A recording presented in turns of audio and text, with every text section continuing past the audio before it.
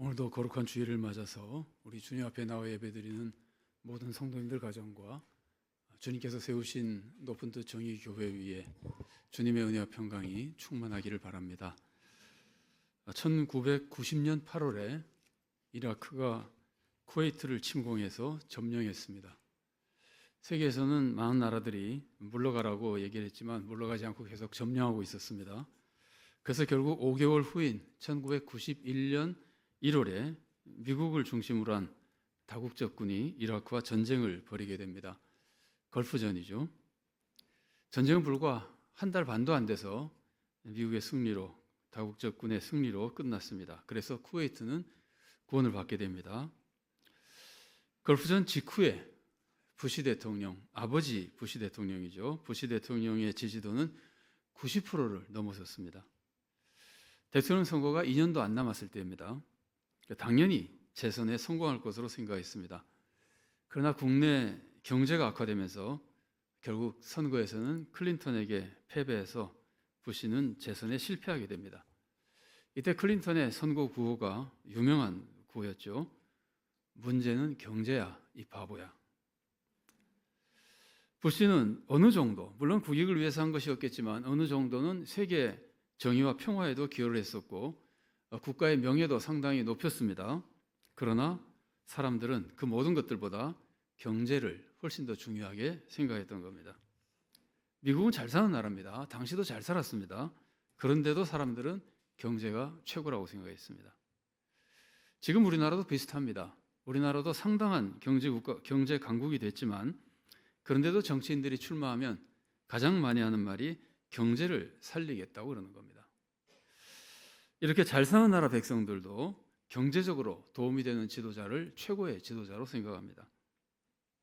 예수님 시대 팔레스타인 지방은 정말 굶주린 사람들이 많았습니다. 그러니까 더더욱 그 사람들은 먹고 살게 해주는 사람을 최고의 지도자로 생각했습니다. 그래서 여러분 잘 아시는 대로 예수님의 기적 중에 사복음서에 다 나오는 기적은 오병이어의 기적과 부활밖에 없습니다. 부활을 빼면 오병이어의 기적 하나만 내복음서에 다 나오는 겁니다. 그만큼 그 기적이 사람들에게 인상적이었고 고마웠고 감동적이었고 그렇게 중요한 기적으로 보였던 겁니다.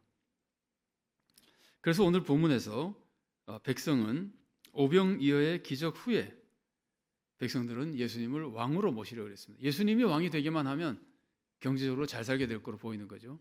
경제적으로 돕는 사람이 최고의 지도자라고 생각한 거죠. 백성들이 왕으로 삼으려 했습니다. 그러나 예수님께서는 그걸 아시고 산으로 가버리셨습니다. 요한복음 6장 15절 말씀입니다. 그러므로 예수께서 그들이 와서 자기를 억지로 붙들어 임금으로 삼으려는 줄 아시고 다시 혼자 산으로 떠나가시니라. 왜 예수님이 산으로 가셨을까요? 예수님이 산으로 가신 이유는 크게 두 가지로 생각할 수 있습니다. 하나는 왕이 되지 않기 위해서입니다. 그래서 백성들도 다 돌려보내고 제자들도 이 백성들의 분위기에 휩쓸려서 제자들도 분명히 그럴 것이니까 제자들도 즉시 급히 다른 곳으로 보내버리십니다. 백성과 제자들이 합력해서 예수님을 왕으로 삼으려는 것을 막으시려 그러시는 겁니다. 오늘 보면 마가복음 6장 45절 말씀입니다. 예수께서 즉시 제자들을 재촉하사 자기가 무리를 보내는 동안에 배 타고 앞서 건너편 벳세다로 가게 하시고, 예수님은 왕이 되어서 세상을 구원하시는 분이 아닙니다. 정치적으로 경제적으로 세상을 구원하시는 분이 아닙니다. 예수님은 십자가로 세상을 구원하시는 분입니다. 예수님이 왕이 되시면 지금 그 유대 백성들은 세상살이에 큰 도움이 될 겁니다. 나라도 아마 독립할 수 있을 것이고 경제적으로도 세상적으로도 큰 축복을 받게 될 겁니다. 그런데 문제는 백성은 여전히 죄인으로 남게 되는 겁니다. 온 세상 사람들은 여전히 죄인으로 남게 되는 겁니다. 악한 삶, 비천한 삶, 하나님의 정죄를 받는 삶, 그리고 지옥으로 가는 삶을 살 수밖에 없게 되는 겁니다. 이것은 사실 백성에게 큰 축복이 아닙니다. 세상에도 진정한 축복이 되지 못합니다. 그래서 예수님은 왕이 되는 것을 거부하시는 겁니다.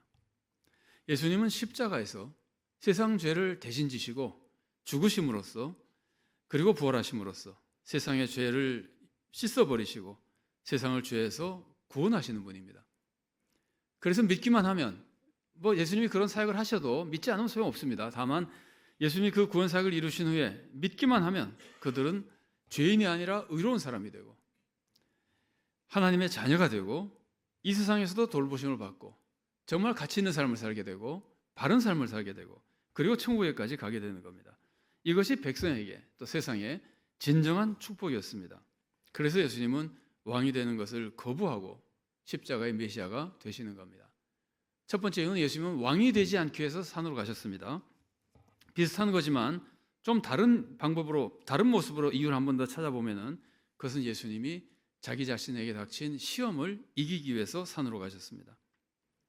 산에 가서 기도하시죠. 왕이 된다고 하는 것은 예수님에게도 큰 시험거리입니다. 인간으로 오신 예수님이 시험을 받으시잖아요. 그 인간으로 오신 예수님이 받으시는 굉장히 큰 시험거리입니다. 이 시험은 사람들이 예수님을 왕으로 삼으려고 하는 시험은 예수님이 세례 받으신 후에 광야에서 금식하시고 사탄에게 시험 받잖아요.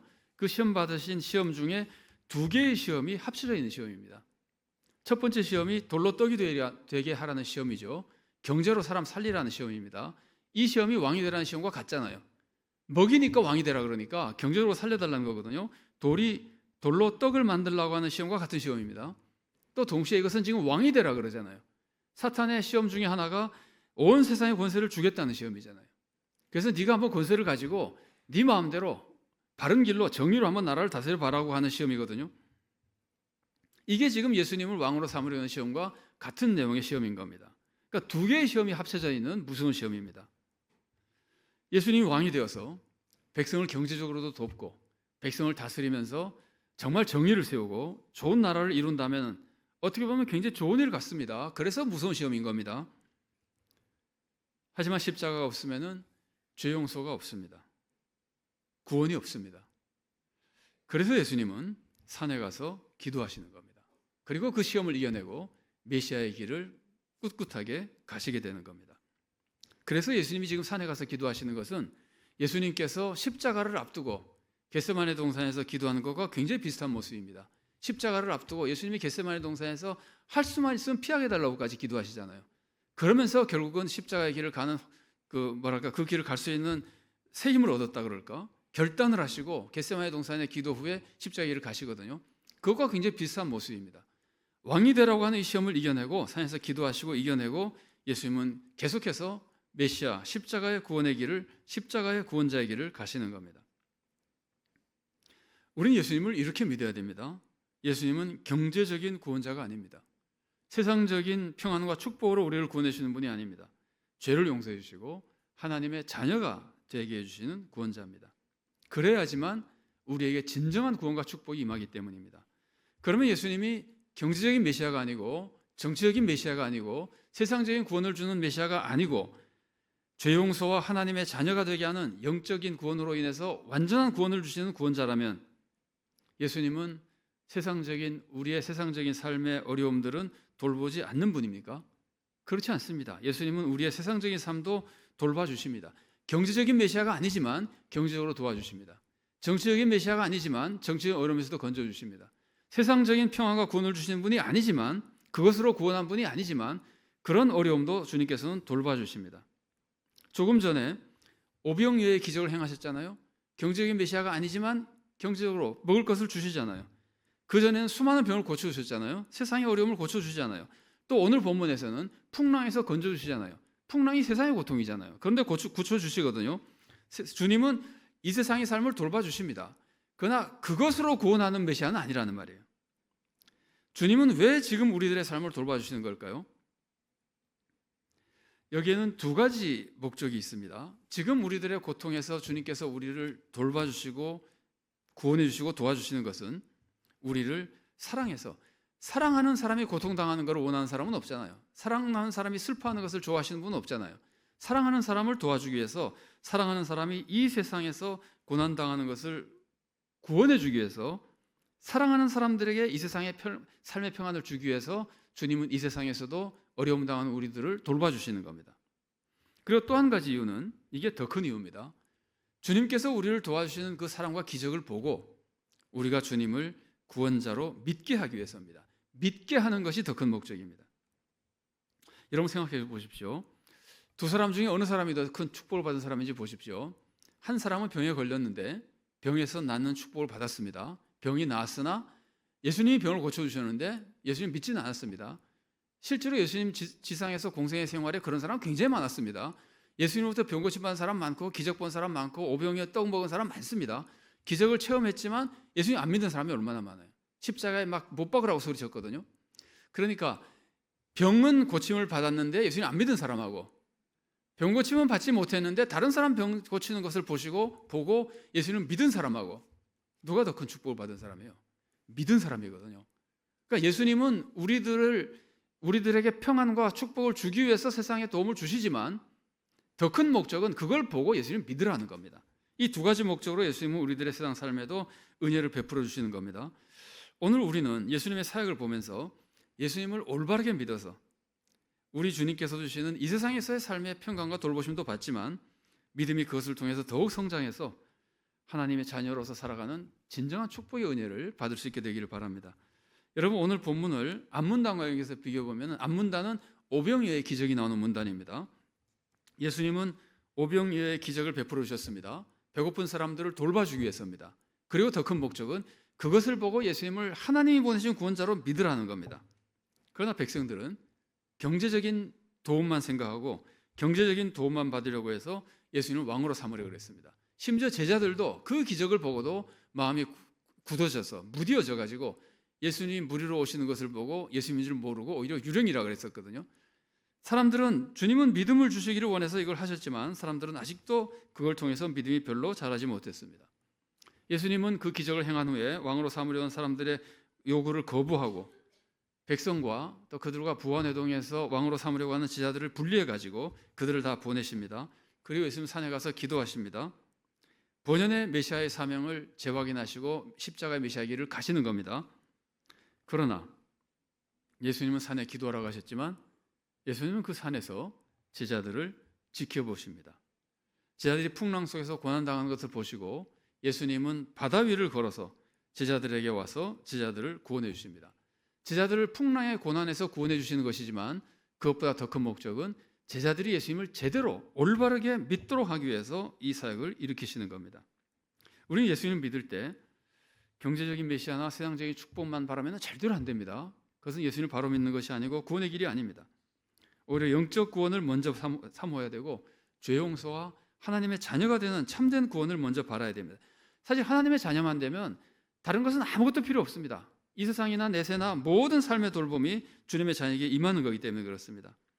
그러나 하나님의 자녀가 되면 이 세상의 삶도 주님이 돌보신다는 것을 알고 세상의 어려움 속에서도 주님께 도와달라고 기도해야 됩니다. 주님은 영생과 이생, 내세와 이생의 삶 모두를 관심을 가지고 지키시며 돌봐주시는 분입니다. 우리는 이 세상에서 주님의 도움을 받을수록 평안과 은혜를 받을수록 그 모든 것으로 하나님과 이웃을 더 잘 섬기면 되는 겁니다. 자, 오늘 본문에서 예수님은 제자들을 돌봐주시는데 돕기 위해서 돌봐주시고 믿음을 도와주기 위해 돌봐주시는데 이 모습을 한번 보십시오. 예수님은 제자들을 지켜보고 계십니다. 고난당함을 내버려 둔 것이 아니라 지켜보고 계십니다. 예수님은 자기의 사명을 재확인하기 위해서 왕이 안 되기 위해서 그래서 산으로 가서 기도하시지만 예수님은 산에 가서 자기 생각만 하시는 것이 아닙니다. 내 사명만 생각하시는 것이 아닙니다. 하나님과 교제하며 그 영적인 깊이 영적으로 하나님과 교제하는 가운데 제자들은 다 잊어버리신 것이 아닙니다. 여전히 제자들을 사랑하고 계시고 제자들을 지켜보고 계시는 겁니다. 예수님은 하나님께 기도하시면서도 제자들을 지켜보시는 분입니다. 이런 모습이 변화산에서도 나타나죠. 예수님은 변화산에서 영광 받으시잖아요. 그래서 베드로가 얘가 너무 좋다고 해서 초막 찍고 거기서 지내자 그러잖아요. 예수님 그러십니까? 예수님은 변화산에서 영광 받으시고 그 영광 속에서 빠져 있는 것이 아니라 곧바로 세상으로 내려오시잖아요. 여전히 세상에 관심을 가지고 세상을 사랑하시고 구원하려 그러시는 분이거든요. 지금 제자들에 대해서도 마찬가지입니다. 산에 기도하라고 하셨지만 밤새도록 밤이 맞도록 예수님께서 산에서 기도하시지만 여전히 예수님은 그 속에서도 제자들을 지켜보고 계시는 겁니다. 예수님이 제자들을 구원하시는 모습 보면은 예수님은 제자들에게 관심을 가지고 지켜보실 뿐 아니라 제자들을 사랑하시는데 아무런 자격이 없어 보이는데도 제자들을 사랑하시는 겁니다. 지금 제자들의 모습 보십시오. 백성들이 예수님을 왕으로 삼으려 그러니까 같이 흥분해 가지고 예수님을 왕으로 삼으려 그럽니다. 그래서 예수님은 즉시 보내버리신 거거든요. 제자들은 예수님을 아직도 경제적인 메시아 정도로 생각하고 그것으로 유익을 끼치려고 할 뿐만이 아니라 더 큰 문제는 사실 제자들은 예수님이 왕이 되기를 바라시는 목적 중에 어쩌면 더 큰 목적은 자기가 출세하려고 그러는 거예요. 여러분 잘 아시죠? 마가복음 10장 37절과 41절 말씀을 제가 봉독해 드리겠습니다. 여짜오되 주의 영광 중에서 우리를 하나는 주의 우편에 하나는 좌편에 앉게 하여 주옵소서. 10 제자가 듣고 야고보와 요한에 대하여 화를 내거늘. 12 제자 중에 야고보와 요한이 우리를 주님의 가장 높은 옆자리에 앉게 해주십시오 그랬더니 주님이 왕이 되시면 그렇게 생각하는 거죠. 10 제자가 막 화를 내잖아요. 그러니까 12 제자 중에 한 사람도 빼놓지 않고 전부 자기가 출세하기를 바라는 거예요. 예수님을 세상의 왕이 되기를 바라고 자기가 출세하기를 바라고 이 정도의 믿음만 가지고 있는 사람들입니다. 그런데도 주님은 사랑하시고 지켜보고 계십니다. 제자들은 오병이어의 기적을 보고도 예수님을 제대로 믿지 못하고 예수님이 무리로 걸어오시는 것을 보고는 와, 정말 오병이어의 기적을 행하신 예수님, 그 예수님이 무리로 걸어오시는구나. 그게 아니라 예수님이라고는 생각도 못하고 유령이라고 부르짖는 거예요. 오늘 보면 49절 말씀입니다. 제자들이 그가 바다 위로 걸어오심을 보고 유령인가 하여 소리 지르니. 그런데 그런 제자들을 예수님은 사랑하시고 지켜보시고 그리고 찾아와서 도와주시고 구원해 주시는 겁니다. 그리고 끝까지 믿음의 길로 이끌어 주시는 겁니다. 예수님은 사랑만이 아닙니다. 예수님은 능력으로 제자들을 도와주십니다. 예수님이 지금 제자들에게 오시는 시간은 제가 밤이 맞도록이라 그랬는데 그 밤이 거의 끝나갈 시간과 가깝거든요. 여러분 로마는 밤을 4수로 나눴습니다. 그래서 여기 사경이라고 나오잖아요. 그러니까 1경은 오후 6시부터 9시까지고 2경은 9시부터 12시까지. 그러니까 3시간씩이죠. 12시간으로 보기 때문에 3시간씩입니다. 3경은 0시부터 새벽 3시까지입니다. 4경은 새벽 3시부터 새벽 6시까지거든요. 그러니까 늦은 시간이라면 거의 밤이 끝나가는 시간이라고 볼 수 있고 4경이 시작될 시간이라면 새벽 3시 정도, 4경의 중간이라면 새벽 4, 5시 정도. 그러니까 한마디로 말하면 밤 4경 그러면 제일 깜깜할 때예요. 그런데 예수님은 지켜보고 계시는 겁니다. 캄캄한 거 소용없습니다. 다 보이는 겁니다. 예수님의 눈에는. 가깝지 않은 거리입니다. 지금 배 한가운데 바다 한가운데 배가 있다 그러거든요. 물론 이거는 갈릴리 호수지만 호수나 바다나 헬라어로 같은 단어를 씁니다. 근데 여기서 지금 바다라고 번역한 것이 굉장히 잘 번역한 거예요. 왜냐하면 바다가 가지고 있는 의미가 있기 때문에 그래요. 그래서 어쨌든 바다 가운데 있으니까 굉장히 멉니다. 사람이 볼 수 없습니다. 캄캄하고 멀고 그러나 주님께서는 다 지켜보고 계십니다. 거기다가 바람이 거슬러서 이 사람들이 힘들어하잖아요. 바람 불고 풍랑 치면 더 잘 안 보입니다. 그런데도 주님은 다 보고 계십니다. 예수님은 영생을 주시지만 사랑 때문에 우리들의 이 생의 어려움에도 깊은 관심을 가지고 계시고 모든 어려움을 다 지켜보고 알고 계십니다. 여러분 우리의 작은 신음소리도 들으신다는 주님 여러분 잘 아시죠? 청각으로 따지면은 아무리 작은 신음도 들으시는 주님 사실은 소리 안 내도 들으시죠? 마음의 소리까지 들으시죠? 시각으로 따지면은 어디에 숨어 있어도 보시는 주님이란 말이에요. 그 주님이 우리를 지켜보고 계시는 겁니다. 그리고 언제든지 가장 필요할 때 도와주려고 계획하고 계시는 겁니다. 계획만 하고 계시는 게 아니죠. 도와주러 오십니다. 예수님은 지켜보시다가 도와주러 오십니다. 오병이어의 기적 후에 산으로 갈 땐 해가 저물 때거든요. 그러니까 저녁 시간에서부터 새벽 4시까지 예수님은 산에서 기도하십니다. 그 기도하시면서도 예수님은 제자들을 지켜보고 계시는 겁니다. 그런데 굉장히 오랜 동안 시간이 지난 후에 제자들을 도와주러 오시잖아요. 왜 이렇게 늦게야 도와주러 오신 걸까요? 그게 예수님의 시간입니다. 우리의 시간과 다른, 우리가 필요하다고 생각하는 시간과 다른 예수님이 도와주는 게 좋겠다고 생각하는 그 시간, 예수님이 판단하신 그 시간, 주님이 보시기에 가장 좋은 시간, 그 시간은 너무 늦지 않은 시간입니다. 우리 생각에는 늦어 보여도 주님이 판단하기에는 너무 늦지 않은 시간, 딱 맞는 시간이기 때문에 늦지 않게 오시는 겁니다. 너무 늦지 않은 시간. 제자들이 물에 파멸당하기 전에, 제자들이 시험에 들기 전에 늦지 않은 시간에 주님께서는 오시는 겁니다. 제자들이 주님을 만나서 구원을 받을 때 가장 주님의 사랑과 권능을 잘 깨달을 수 있는 그때 주님께서 오시는 겁니다. 왜냐하면 믿음을 도와주시는 것이 가장 큰 목적이기 때문입니다. 우리는 어려울 때마다 주님께 기도합니다. 응답이 늦어져서 우리 생각에는 주님이 안 계시는 것 같기도 하고 나를 사랑하지 않는 것 같기도 할 때가 있습니다. 그렇지 않습니다. 그럴 때도 우리는 하나님을 신뢰해야 됩니다. 주님을 신뢰해야 됩니다. 주님은 다 보고 계십니다. 그리고 절대로 늦지 않게 가장 적합한 시간, 가장 좋은 시간에 우리를 구원하러 오십니다. 주님은 오실 때 오시는 것만도 너무나 고마운데 주님은 오실 때 바다 위로 걸어서 오십니다. 왜 배로 오지 않고 바다 위로 걸어서 오셨을까요? 이것은 예수님이 어떤 분인지를 보여주기 위해서입니다. 예수님을 지금 믿는 것이 가장 중요하기 때문에 예수님이 어떤 분인지를 보고 믿으라는 겁니다. 이것을 보고 믿음이 생겨서 혹은 믿음이 더 확고해져서 믿음으로 그 고난을 이겨내기를 바라시는 겁니다. 여러분, 바다라고 하는 것은 성경에서 사람을 해치는 악의 세력을 상징할 때가 굉장히 많이 있습니다. 그래서 요한계시록을 보면은 새 하늘과 새 땅에 바다가 없다 그러잖아요. 요한계시록 21장 1절 말씀입니다. 또 내가 새 하늘과 새 땅을 보니 처음 하늘과 처음 땅이 없어졌고 바다도 다시 있지 않더라. 천국에는 바다가 없다 그럽니다. 이 말은 천국에는 악의 세력이 없다는 상징적인 표현입니다.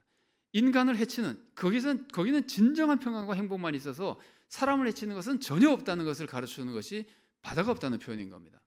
그런데 천국에는 또 강이 있다 그러죠. 강이 있다는 표현은 그 강이 생수가 흐르는 생수의 강이잖아요. 강이 있다고 하는 것은 인간에게 온전한 평안과 생명을 충만히 주는 은혜가 천국에 충만하다는 것을 그것을 상징적으로 보여주는 겁니다. 바다가 없다는 것은 악이 없다는 것이고 강이 있다고 하는 것은 그 생수의 강, 생명이 충만하다는 것을 우리들에게 보여주는 겁니다. 근데 예수님이 바다 위로 걸어오시잖아요. 뭘 보여주는 걸까요? 사람을 해치는 모든 해로운 세력, 모든 악한 세력을 주님은 짓밟고 계신다는 것을 보여주는 겁니다. 주님이 말씀으로 고쳐주신 적이 있죠. 말씀으로 풍랑을 잔잔하게 하신 적이 있죠. 이것은 주님이 말씀 한마디로 우리의 모든 해로운 것들, 악한 것들을 정복하신다는 걸 보여주고 우리를 해치는 모든 것들을 제거하신다는 것을 보여주고 물 위로 걸어오시는 것은 주님의 말씀의 사역을만 보여주는 것이 아니라 주님의 존재가 어떤 분인지, 주님이 도대체 어떤 존재인지를 보여주는 겁니다. 너희를 해치는 모든 것을 짓밟고 계시는 분, 다스리시는 분, 이기시는 분, 거기서 우리를 구원하실 수 있는 분이라고 가르치는 겁니다. 주님이 바다를 밟고 오시는 것, 주님이 풍랑을 말로 잠잠하게 하시는 것, 다 사실은 똑같은 사역들이거든요. 그런 사역들은 예수님이 구약에서 바다를 다스리시는 하나님의 권능과 같은 권능을 가지신 분이라는 것을 보여주는 겁니다. 시편 89편 9절 말씀입니다. 주께서, 이거 여호와 하나님 말 가리키는 겁니다. 주께서 바다의 파도를 다스리시며 그 파도가 일어날 때에 잔잔하게 하시나이다. 이런 하나님의 권능과 같은 권능을 예수님이 가지고 계신다는 것을 지금 바다를 밟고 오시면서 보여주시는 겁니다. 주님은 온 세상을 다스리시는 권능, 우리를 해롭게 하는 모든 것을 짓밟을 능력으로 우리를 구원해 주시는 분입니다. 그러니까 우리는 어떤 어려움 속에 있어도 주님이 다 보고 계시고 알고 계시고 사랑으로 도와주려고 하고 계시고 그것을 이기고 우리를 도와준다는 것을 믿고 주님께 기도하며 주님의 응답을 통해서 가장 좋을 때 주님의 구원의 축복을 받으면 되는 겁니다. 그리고 오늘 본문에는 좀 이상한 모습이 나타납니다. 예수님이 바다를 밟고 오시면은 당연히 배로 와서 제자들을 구원해 주셔야 될 거 아니에요. 근데 오늘 본문 보면은 예수님은 배로 오시지 않고 지나가려 그러셨다고 기록되어 있습니다. 마가복음 6장 48절 말씀입니다. 바람이 거스름으로 제자들이 힘겹게 노젓는 것을 보시고 밤 사경쯤에 바다 위로 걸어서 그들에게 오사 지나가려고 하시매. 왜 지나가려고 그러셨을까요?